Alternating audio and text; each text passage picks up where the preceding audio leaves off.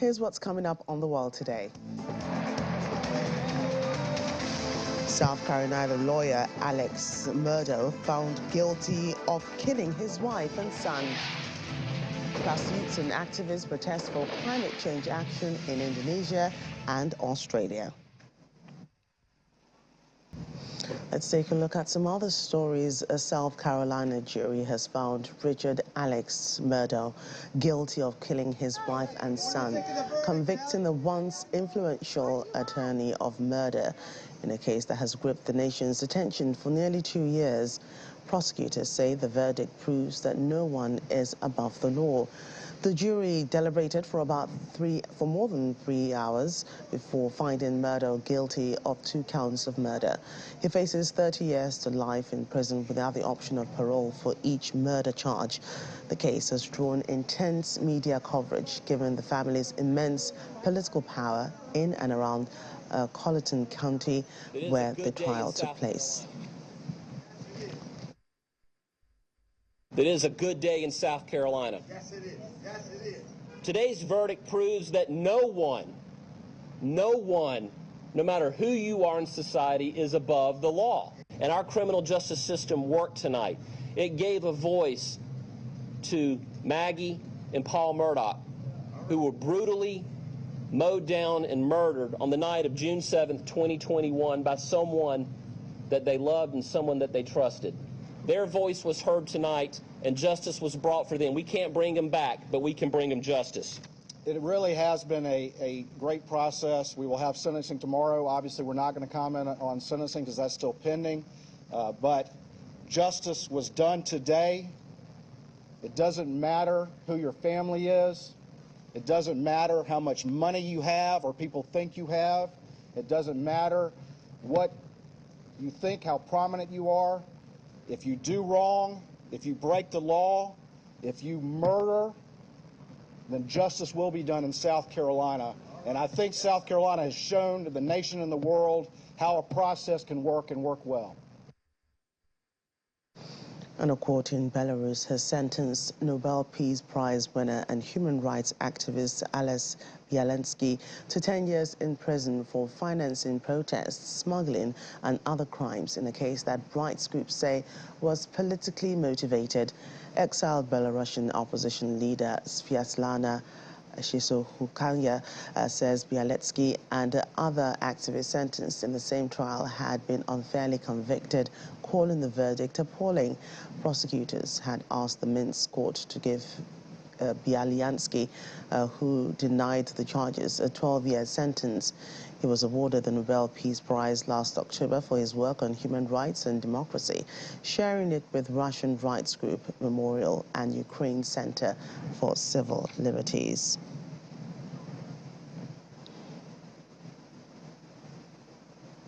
Meanwhile, the United Nations Human Rights Office says it was very disturbed after a court in Belarus sentenced the Nobel Peace Prize winner to 10 years in prison. Spokesman for the UN Office of the High Commissioner for Human Rights, Ravina Shamsa-Dasani, said the arbitrary arrests and detentions were alarming and called for his release. We are very disturbed at the trial of these Belarusian human rights defenders. We're gravely concerned about the lack of fair trial proceedings and access to an independent judiciary in Belarus, placing human rights defenders in Belarus at risk of criminal persecution for their legitimate human rights work. I understand that by the end of 2022, there were at least 1,446 people, including 10 children, being held, having faced or facing criminal proceedings. The arbitrary arrest and detention of Belarusian human rights defenders on politically motivated charges are alarming. The High Commissioner has called for an end to the persecution of human rights defenders and of people expressing dissenting views, and for the release of all those who have been arbitrarily detained or sentenced to various prison terms on politically motivated charges. The VOA's New York Bureau Chief Igor Shizahenenko joins me now from New York. A pleasure to have you on the program today. What do you make of the sentencing of the Nobel Peace Prize winner? Good to be with you. Well, in order really to understand what happened in the Belarusian capital in one of Minsk's courtrooms today, we have to outline a context, a broader context to viewers of what Belarus is these days, who Alexander Lukashenko is, a strong man who has been in power for nearly 3 decades, and of course, who Ales Beliatsky is to the Belarusian people and to the Belarus's human rights movement. Ales Beliatsky is this massive figure in his field, not only in Belarus, but also he's internationally recognized by other human rights leaders. He, in 1996, 27 years ago, has founded this human rights center in Belarus called Vyasna, which is translated from Belarus into English as Spring. And for now nearly 26, 27 years, that center has been diligently documenting and recording all human rights abuses and violations by the current Lukashenko regime. Ales Beliatsky, as you rightly pointed out, has been awarded numerous human rights prizes for his work, and last year he's been recognized with the Nobel Peace Prize. And this sentence came out of authorities' charges against Beliatsky that he allegedly smuggled some cash out of Belarus, abroad from overseas into Belarus to fund the 2020 presidential campaigns of some opposition figures. He obviously denies all those allegations, and we remember that as a result of those elections, which are deemed by the West as fraudulent, massive protests, peaceful pro-democracy protests erupted in Belarus. Only in the capital of Belarus, over 200,000 people were taken to the streets every weekend, and tens of thousands were taken to the streets in every single regional capital. So Lukashenko's days were counted, as some analysts were predicting back then, but Lukashenko obviously had a very different view of that. He brutally suppressed the protest movement, and he started arresting his critics as a result of those protests. And as we hear from some Belarusian analysts, that the crackdown is ongoing. It is still continuing. So many view this persecution of Ales Beliatsky as simply a continuation of those repressions. So what about his work? You know, he is a human rights activist. What about his work do you think are fueling these allegations? Well, I mean, very few people would doubt that his work has no play in here. Remember, in just awarding the 2022 Nobel Peace Prize to Mr. Beliatsky, the head of the Norwegian Nobel Committee, Berit Reiss-Andersen, she said that the Belarusian government for years, and I quote her, tried to silence him. He has been arrested, he has been harassed, he's been jailed, and he's been deprived of employment, she said. Belarusian opposition leader Svetlana Tikhanovskaya, you mentioned that she also called the sentence appalling, and she connects it to his activities. Other European leaders believe that as well. You know, Mateusz Morawiecki, the Prime Minister of Poland, said that the verdict was another scandalous, and I quote, decision of the Belarusian court in recent times. He called for immediate release of Beliatsky and his associates. So we see that there is a consensus among world leaders and pro-democracy leaders that his work obviously played a role here. Yes, I must ask you this, you know, in cases like this, you do have, you know, what you just said, that world leaders are calling for his release, but does the government often listen, you know, maybe even on the long run, to the voices of world leaders and, you know, release the person in question because, you know, of what the person stands for, a Nobel Peace Prize winner? You know, as far as we know, Lukashenko was very upset when Ales Beliatsky was awarded this, Nobel Peace Prize last year, because he wants Belarus to be associated only with him. Belarus to Lukashenko is Lukashenko. So he clearly was upset, and as we see, it has not prevented him from awarding this very harsh sentence. Ales Beliatsky himself believes that it is a purely politically motivated case. In his final word today, he said that the case is of political nature. He said that it became obvious to him, and I quote from the files he read in his case, that the investigators were fulfilling the task they were given to deprive Vesna, his human rights center, human rights advocates, of freedom at any cost, destroy Vesna and stop our work, end quote.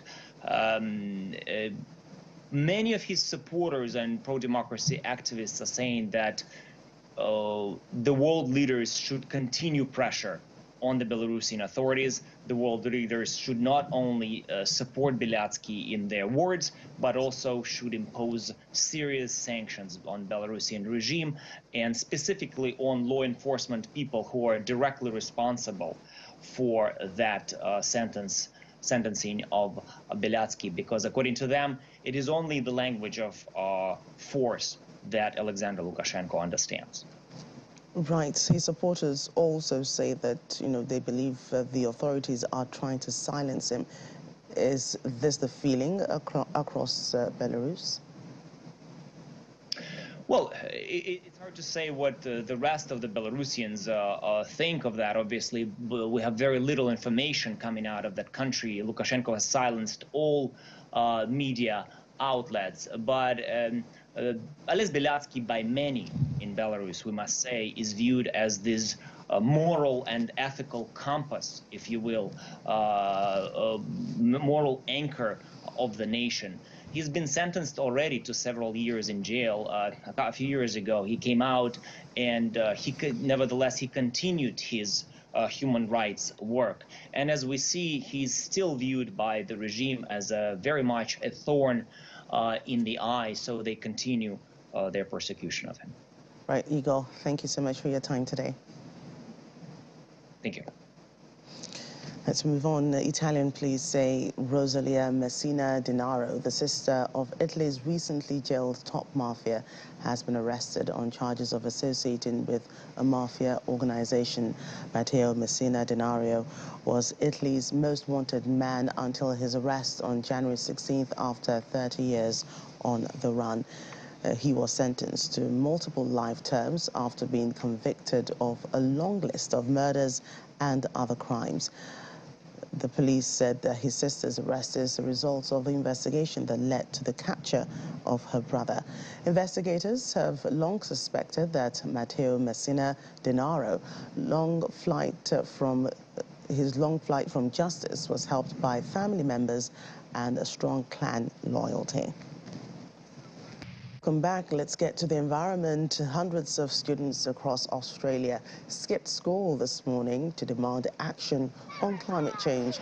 Unions, workers and other supporters joined the students in Sydney in the rain as they marched through the city streets, demanding that no more coal, oil and gas projects be approved.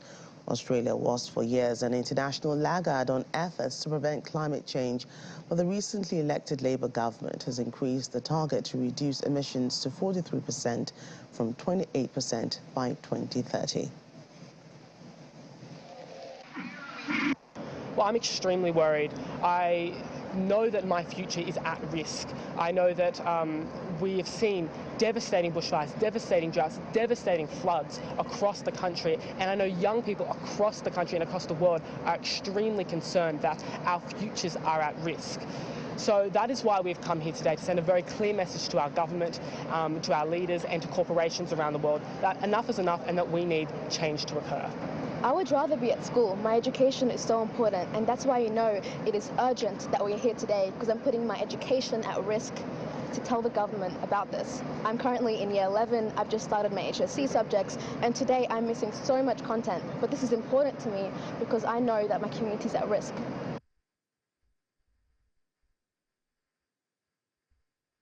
Dozens of youths and environmental activists marched on the streets of Jakarta to demand action for climate change. Members of the group demanded serious action by the Indonesian government on high sea levels, extreme weather, and urged the population to choose leaders wisely in the upcoming general election in 2024. One of the world's biggest greenhouse gas emitters, Indonesia, last year set a more ambitious target for reducing carbon emission by 31.89% on its own, or 43.2% with international support by 2030. Indonesia on February the 22nd had also launched the first phase of mandatory carbon trading for coal power plants, part of efforts by Southeast Asia's biggest economy to boost renewable energy and achieve net zero emissions by 2060.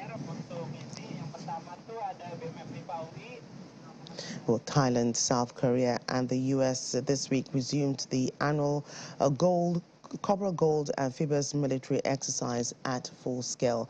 All three countries held amphibious drills today after a 2-year hiatus due to the COVID-19 pandemic. The joint military exercise will run until March the 10th. So this is the first time since 2020 that we have been able to have a Cobra Gold of this scale, this magnitude, and it's just a great opportunity for us to train alongside our partners, friends, and allies here in the Kingdom of Thailand. Amphibious exercises are one of the most complex operations that we can execute, and so training them together as a team makes all of us stronger as a partner nations force. What we did is we got to work with the Thai Royal Marines as well as the ROC South Korean Marines, and it was like we all just came together. Despite like any differences of language barriers or anything like that, we still came together and we got to plan together, and then we got to almost see how we all do it, like similar to like almost how we all do it the same. And more military exercises now, but this time in the United States and South Korea will conduct more than 10 days of large-scale military drills in March, including amphibious landings. Officials from the two countries said the exercises, dubbed Freedom Shield, will be held from March the 13th to the 23rd to strengthen the allies. We will also conduct a number of large-scale combined field training exercises that have returned to the scale of full eagle. One of those exercises will include a combined amphibious drill that will be conducted to improve combined operation execution capabilities. Palestinians marched today in funeral procession of a 15-year-old Palestinian boy who was shot dead by the Israeli forces on Thursday. The mayor of the West Bank town of Azun said an Israeli military vehicle drove into town late on Thursday, and when teens hurled rocks at the car, soldiers responded with live fire.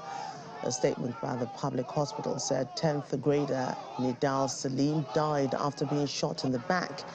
It adds that 2 other people were treated for gunshot wounds. Violence in the West Bank has been spiraling with stepped-up Israeli military raids following a spate of Palestinian attacks. Over in Hong Kong, where investigations are underway a day after a fire broke out in a skyscraper, resulting in the evacuation of about 170 people. Kyung Sian-Ming Hong, Hong Kong's deputy chief fire officer, told reporters that 250 firefighters and rescue workers battled the blaze for the entire night before it was extinguished around 8 a.m. local time. It adds that the cause of the fire is being investigated. The fire department deployed a total of 250 fire and ambulances personnel using 2 jacks and 3 breathing apparatus teams to fight the blaze. A total of 66 fire appliances and 4 ambulances were deployed.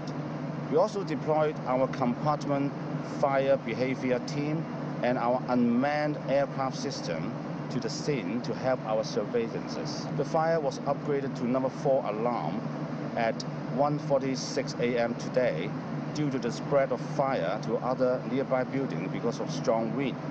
The lack of FSI, which is a fire service installation of the building under construction, also caused difficulties to firefighting.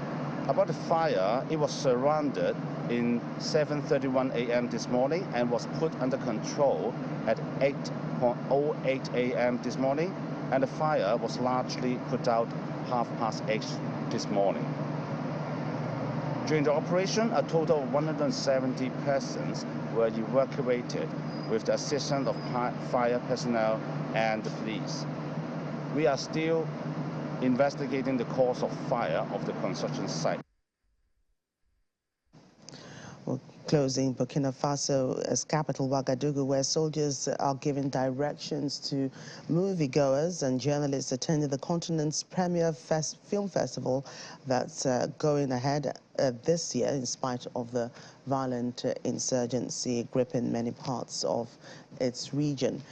Since the biannual Pan-African Film and Television Festival in Ouagadougou was last held in 2021, the West African countries had to deal with the political fallout from 2 coups within 8 months and spiraling violence driven by groups linked to Al-Qaeda and the Islamic State. Amid tight security, visitors to the Burkina Faso Film Festival enter the venue. There's a sense of excitement in the crowd as people let down their hair in defiance to the prevailing security situation. The festival's Delegate General, Alex Musa Sawadogo, says organizing the event amid years of insecurity is a form of resistance. The problem is, instead of having peace that was promised to us, we have quite the opposite. Since their arrival, it is now the 4th time I have fled the war. So we ask her for peace, for which she came here for. If we had it, we would not be here now.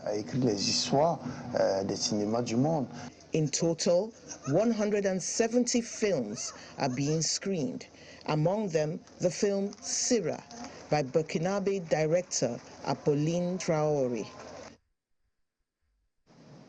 That's the program today. Thank you for watching. I'm Jokia Rogers.